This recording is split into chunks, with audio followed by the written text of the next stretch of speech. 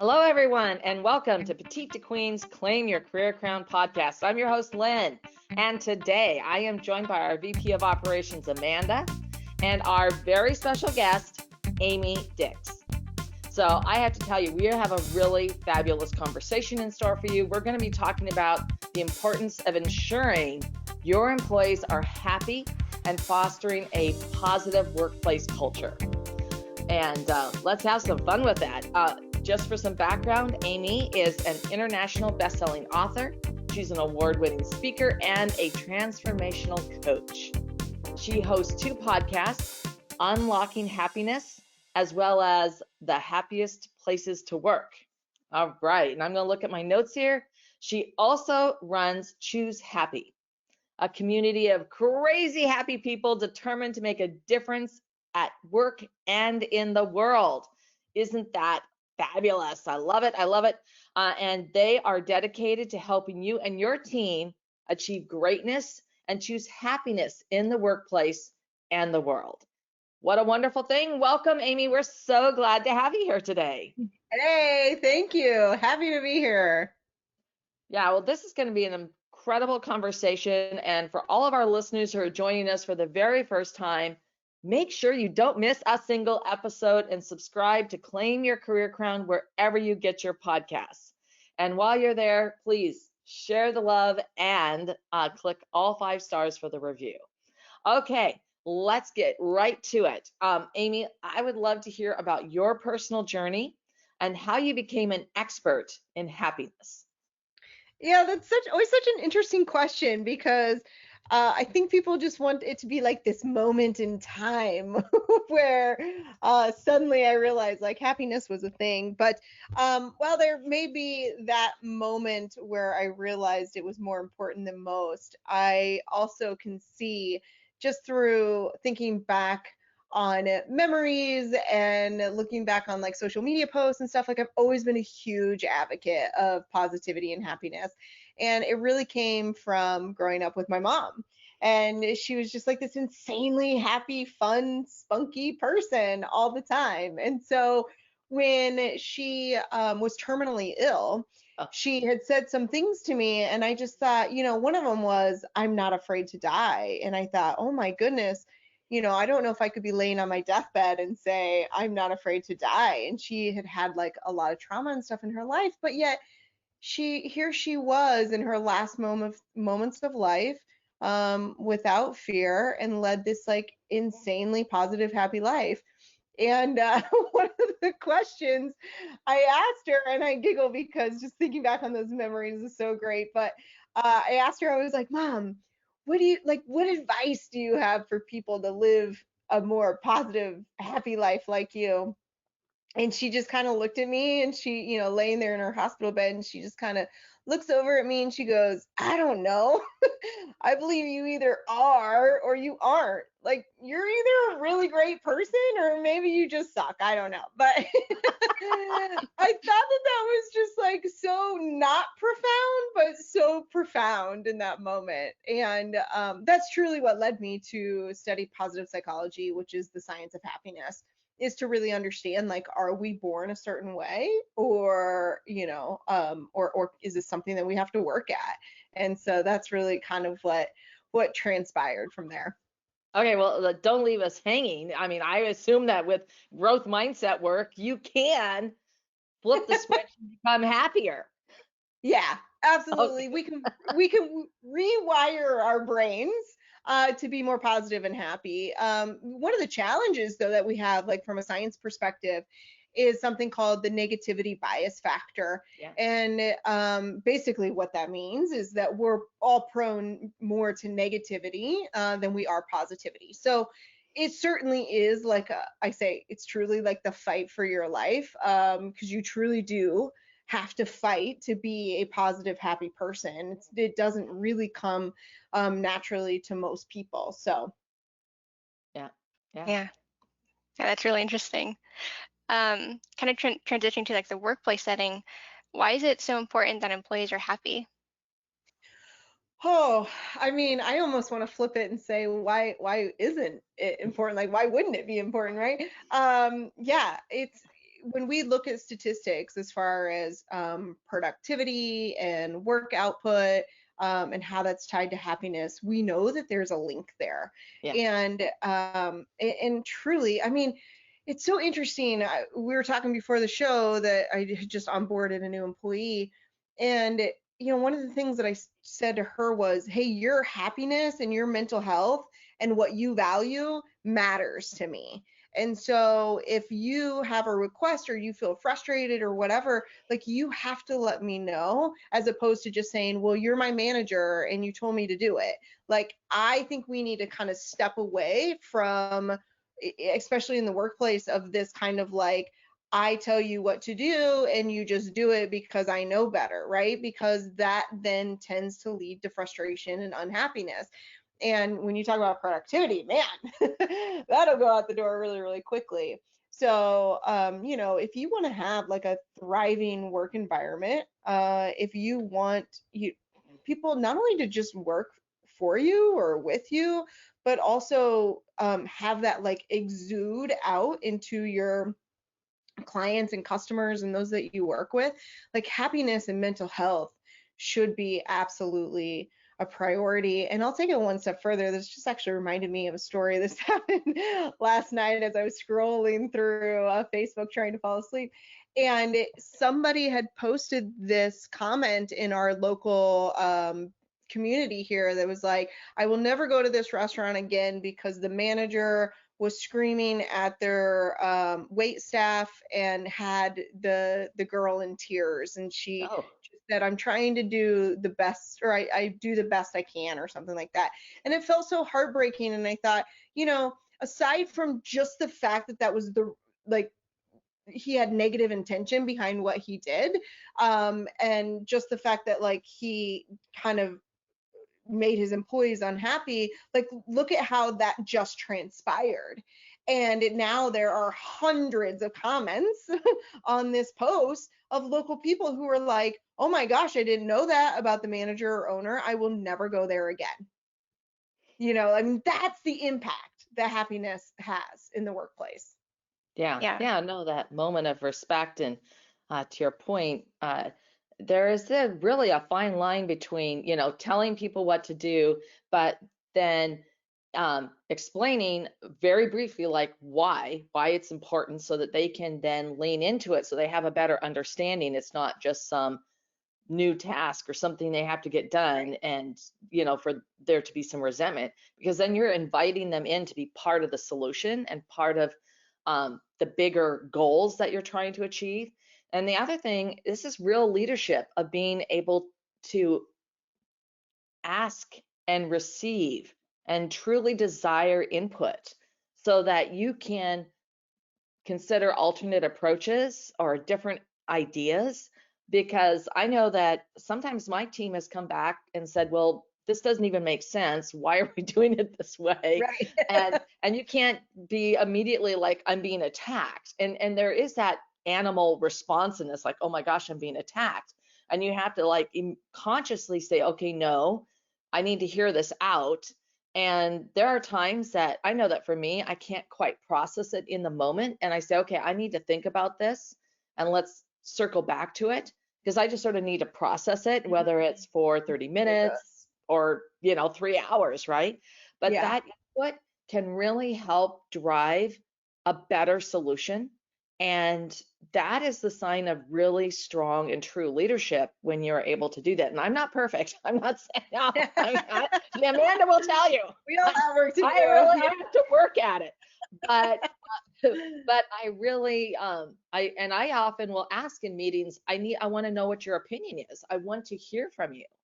And because it's like, I really want that other perspective, because we all have blinders on. And that's one of the great Yeah. things when you have that culture in your workplace, that it actually makes your entire operation stronger, because you're able to get this input of ideas or considerations or even a risk that you had not considered because you didn't see it. Yeah. Yeah, I love so much about all the things that you just said. One of them was just truly that you're like listening, and you said you ask them, I can't remember the question now, that you ask them after, Yeah, you know, ask their opinion. Yeah, and if yeah, someone's you ask their quiet, opinion. if Yeah, there someone's you go. actually quiet in a meeting, I have a few Yeah. team members that are really quiet. I will pointedly ask them, well, we haven't heard from you. This Yeah. is, I really am curious as to what you're thinking right now. And even if it's just like, oh no, I agree. I don't have anything to add. I think this is great. Yeah. That's okay. But it's like I draw them out. Like I want them to know that this is a safe place for them to Hmm. voice their opinions. And Yeah. so, and that way, that's really important too, to recognize that some team members are going to be very reticent, and you do need to draw them out and make sure that everyone knows that there's no stupid questions. Because believe me, if someone's going Totally. to ask it, it's me. But sometimes Only they the best. lead to something, Yeah. taking that into consideration, it's like, well, no, that's it. That's a good question because it's actually okay, and this is why, or this is how we've already planned for that, and I guess I didn't explain that fully, right? Yeah. So it's all good. Yeah, one of the little tricks that I've learned over time, maybe just through positive psychology, but is to ask people like, how does that make you feel? Yeah, Like if you explain something to them and then just kind of wait and go, so how does that make you feel? Like, yeah, because then I think you really get into, it's like, it's not saying like, does that sound good? Because then it's like, yeah, sure, it yeah, sounds that's a good. yes or no answer. Yeah. Right, exactly. But if I say, how does that make you feel? You're not going to be like, yes. Yeah. You're going to expand on that. And so that's a little trick that I use in life and at work. Yeah, no, that's a good one because I will use like, what are your thoughts on this? And because you Yeah, can't say yes or no, you yeah, have to say something. yeah, And then if exactly. I'll say, tell me more, or if it's something that it's like, okay, wait, that sounds like, help me understand where you're coming from with this. Um, you know, Yes. so yeah, those are all great. So sorry, so hijack No, I this love that. conversation. No, I Yeah. love that. Yeah, and actually that might lead into my next question. How can employers discover their employees' happiness level in a way that's respectful and not creepy? Yeah, well, I think it comes back to values a little bit and understanding what your employees value. Because when you understand what they value, then you can understand their happiness at a different level. And so, just straight up like asking them, like, what do you value? And I don't just mean like, what do you value at work? What do you value in life? And yeah, so I was gonna come up with an example, but I don't know if I can come up with one off the top of my head. But just really understanding, like, hey, if they value being on time or whatever, then you can ensure that you're on time to all the meetings if that is something that is something of value to them. Like, for example, I value creativity. It's just something that I value. And so, if I look at my past job and my happiness, like I actually have a story that is very different than most people. Like I left corporate America, but I loved my job. I did. I loved the company I worked for. I loved what I was doing. I loved my boss. Like I don't really have anything bad to say about it. There was one thing that I valued that I never got, and I never got creativity out of that. Yeah. And I was never really given the opportunity to be creative. And looking back on it, I truly believe that if somebody did take the time to understand my values and understand my happiness in a way that's not creepy, but just simply by caring, that I might still be there. I always thought I was going to die with the company. So there was no reason I was ever going to leave. And however, because one of those values just were never tapped into, I, I just had to make the decision that that was more important to me than what I was doing for the company. So, how can you really discover their happiness without being creepy? It's really just coming from a sense of caring and understanding and just straight up asking them, like, what do you value? And how can we then incorporate some of those values into what you do day to day? Yeah. No, I mean, definitely setting those expectations, so that and giving people the opportunity to share their thoughts. in a lot of different ways. I mean, I think that there are a lot of ways that employers can help their employees achieve these happier, higher, happier and higher levels of, Like, achievement, right? I mean, let's just, because, and you can do that in a way. Sometimes people will say, okay, well, we have all these different like activities. Well, sometimes these activities, like you could have a company picnic or some other types of holiday parties, other things, or people almost start to feel like they're obligatory, like I have to show up to yeah, this. And right. that actually flips the switch, because then you're resentful, like I'm giving up my Saturday on my weekend to go to this thing and I don't want to do it. And instead of making it, it's always really important to have that element within a lot of different ways of fun within the company. And at one point in time, the one company I worked for, on my way to corporate America, I mean, it was just a really great place to work, and it had so many different elements of fun. And I'm talking silly fun, like the owner would say, okay, everybody, we're going to take this afternoon, the next hour, and we're actually going to do chair races in the warehouse floor. And we're going to get all these chairs, and we're going to have races, and people are going to race backwards. And if you don't want to do it, then you can leave early for the day. Well, everybody, we're there, and they're, doing their chair backward races to see who can, literally we're putting, duct tape on the floor for the starting line and the finish line, and we're cheering everybody on. But it was like so freaking fun. Yeah. I mean, we didn't do it all the time, but it'd be all kinds of just things, and we did this promo with these little race cars to give to clients. Well, after they came in, we all went out in the parking lot and had car races. Same thing. Well, we're just going to kick off for the day, but before we go, anybody who wants to do the races with these little cars.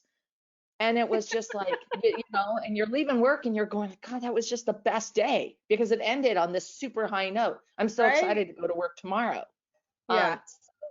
And and he was just right in there doing it and having fun, I'm assuming we're talking about like little matchbox cars, right? They were actually a little bigger. They were actually a little bigger. They would be like a super Hummer matchbox car, but they would, you could pull them back, and then you let them go. I actually still have some. I'm not close where I could show them. I remember those.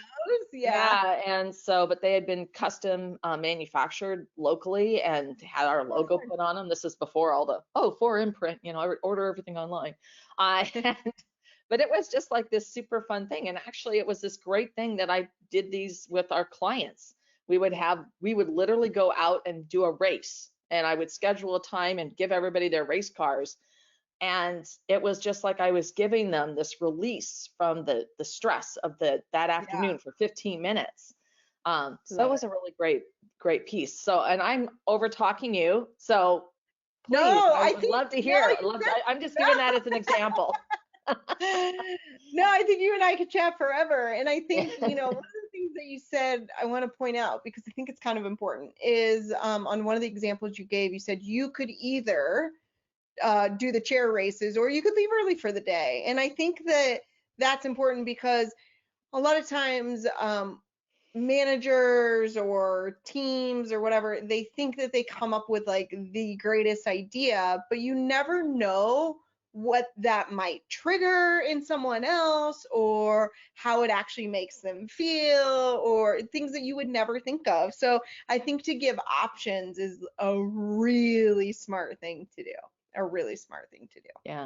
Yeah, absolutely. And then it's just like, yay, if you're there, great. If you're not, if you have something else you need to do and you want to use the time, fabulous, Yes. Yeah. Yep. Yeah. Perfect. So these are really great ways for employees to help out with creating a happiness culture. How can we all support our own happiness at work? Well, I mean, I think it starts with understanding mental health and truly making it a priority, which seems more acceptable today than it probably did 10 years ago. And, I just the elephant in the room, everything that's happening with Simone Biles and, prioritizing mental health. I mean, it's all kind of coming to the forefront. And I've always thought that like mental health, if we approach mental health from a proactive perspective instead of a reactive perspective, now that's the way to support our happiness, right? Because um before, and I'm just going to use 10 years ago again, but like 10 years ago, I think when we heard mental health, we thought it was because something was wrong with us. Like if we used that word, it was in a negative way. And we need to stop using that, I should say phrase, not word, but that phrase as if it's negative, and really start talking about it as if it's positive. And I was talking to a hypnotherapist the other day on my podcast, and I just we were talking about, he had worked with some Olympic athletes and some pro athletes, and jokingly, it's kind of like, well, what the heck do they need you for, And he goes, look, they're good, but if they want to be great, then they still need to take their mental health seriously. And it's so true. It's like we can be really good at certain things, but when we start prioritizing our mental health and our happiness, that's when we can achieve greatness. And so we have to prioritize that and make that number one. Yeah, Yeah. that is definitely true. I mean, there's been so much stigma against mental health for most of history, but I'm really Yeah, happy that there's been so much more positivity around it and just much more openness around it. And I think it's become a lot more normalized. And I think that that's really helpful for allowing people the space to take care of their own mental health and uh, feel good about it and not feel like they need to hide that from others. absolutely. And if somebody wants to take a mental health day from work, I Mhm. think we should grant that. Yeah. I don't, it's like, I feel like we put in all of these different rules and regulations over time because people abused them or whatever, but it's like, how many people call in sick that aren't really sick? A lot, right? And how often as a manager do you question if they're really sick or not? All the Yeah. time, or at least I did. Yeah, But it's just like, I don't you care. I don't It's care. just Like, it's I paid can't time even. off, and you can choose to use it Yeah, to go walk with your dog in the park, absolutely. or hopefully I'd rather you be doing that than home with strep throat or something. Yeah, Absolutely. like, I just want to give you the benefit of the doubt. I don't you don't have to put on a play for me, like act like you have a sore throat and cough in the phone or whatever. Like, I don't even care. Like, but that's what I'm saying. We have all these rules and regulations, and like, so I saw that when I was at corporate America, and like, I just wish it was more of like what you're saying, Lynn. Like, I don't care. Like, hey, if you have a I'm just going to take a day, then you're just going to take a day, Yeah, like, yeah, and yeah. I think if you're upfront about that and you respect that, it won't be broken. And if you have to put rules in place, then fine, then give 2 or 3 mental health days a year, whatever it is. But I think we have forced people to push down their happiness at work and push down their mental health because of all the rules that we've put in place. So maybe just taking a different look at it. Yeah, no, I mean, I think that's one reason many companies have sort of started to move towards that. It's just simply paid time off, and however you use it, because even when and it's sort of migrated from having vacation, sick leave, and then they started introducing some. You could get a couple personal days, but it sort of transitioned to that. And I'd like to see that move faster because it's just like and then also that sort of psychology of use it or lose it. I mean, that also is really negative. So that there's a side on that where you should be taking time off to recharge. Right. There's a reason that when you can take a break, even if it's to take a coffee break during the day and actually leave the building if when you're working on site, um, Yes. it can really help just breathing some fresh air and just give you some that moment to sort of recharge and refresh. And it's really amazing what it can do. So there's a lot of different ways that companies can encourage that. But when you're for yourself, how do you think that what's the best strategy for encouraging happiness, not only in yourself, but in others, without going the complete opposite and being like positive about everything? Let's just like, Oh, right. everything is light and happy, And Right. it's like, okay, there's a mushroom cloud forming right now. And it's Yeah. like, how is that a good thing? I mean, Yeah. Right. Yes. I mean, so what you're talking about is toxic positivity, right? And toxic positivity is, I mean, you explained it well, but it's kind of like saying everything's going to be fine when everything may not be fine. And I write about it in the book, and the way that I explain about the way I explain it is if you're driving down the interstate and the right lane is the positivity lane, and you're driving along and you pull up into an obstacle, and the obstacle is a truck that's going slow. I think we can all relate and have all been there. Now you have two choices.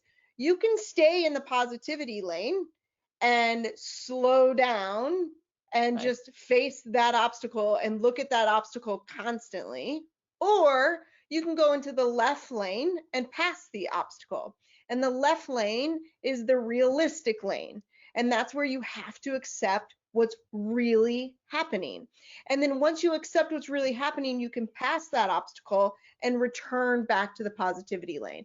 So I don't think it's healthy for people to just say, hey, everything's going to be fine. Like, one of the worst things you can say to somebody when they're having a hard time with something is, oh, everything's going to be fine. It'll work out. Like, that might not just be the case, right? And yeah, so, if we're going to encourage happiness within ourselves and within others, I think we really have to understand what's realistic as well and be realistic. If something is just kind of sucks, and something kind of sucks, and just say, man, that really sucks. Like, now, oh, it's going to be great. You just think positive, So yeah. Yeah. that's like the best way that I like to explain it, is really just looking at it and facing the reality so that we can get back to the positivity. Yeah, for sure. And like, I think it's really important to have your real feelings validated sometimes. I think toxic positivity kind of prevents that.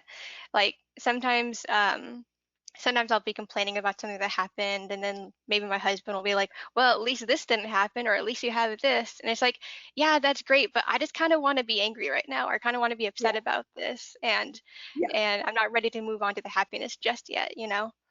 Right. Yeah, like, just let me feel what I want to feel right now. Like, Yeah. it's so good. If you feel sad, it's okay to feel sad, We just Yeah. don't want you to feel sad for an extended period of time. But Right. to Yeah. recognize that is really good and really smart of you too, to understand that that's kind of how you're feeling. Emotional intelligence is a powerful thing. It Yeah. sounds like you've got it. Yeah. Well, it's really important to process those feelings, right? And sometimes, you can be really frustrated about something. And I'll just say, well, I don't want you, I'm not expecting anybody to fix this. I just want to vent about it because it's just really bothering me. And Right. then by venting about it or processing it, it's a way to process it, let off steam, right? And you can just then like, okay, good. All right. I've sort of shed that now. And Yes. now I can move to the next place. And Yes. even when something does go completely off the rails at work, like you're saying, and it's like, you got to in that mode, just we're dealing with it and we're getting through it. But then afterwards, you can say, okay, this happened, and here's all the, you know, eh, the things that didn't go right. Yeah. But however, let's take a step back and say, maybe this was a complete, utter debacle. Well, I mean, we do know what not to do. Yeah. There is a kernel here that we can pick up, and how can we use this debacle, to be stronger next time? What can we do, and how can we apply it in other aspects? Like, what did we learn that we can use it in other aspects, either in work or in life? And because sometimes there are things that you just can't, like your mother's illness. My husband also died of a terminal illness.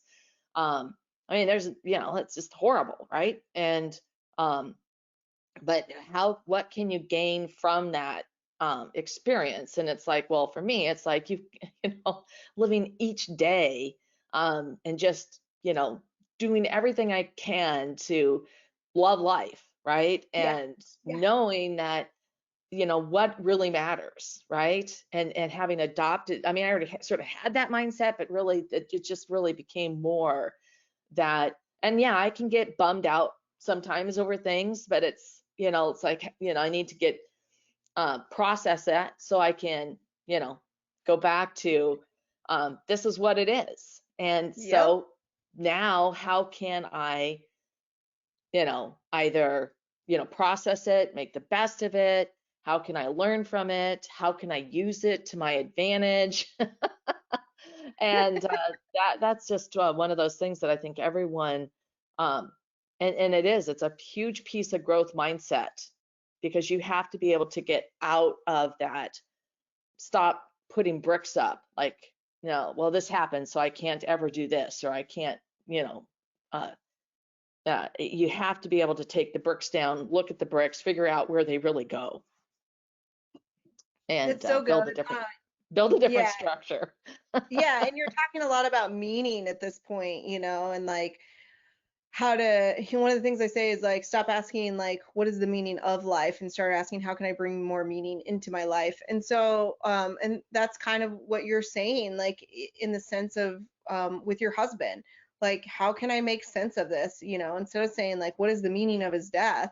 Like, how can I find meaning within his death, Yeah. or his illness or his sickness?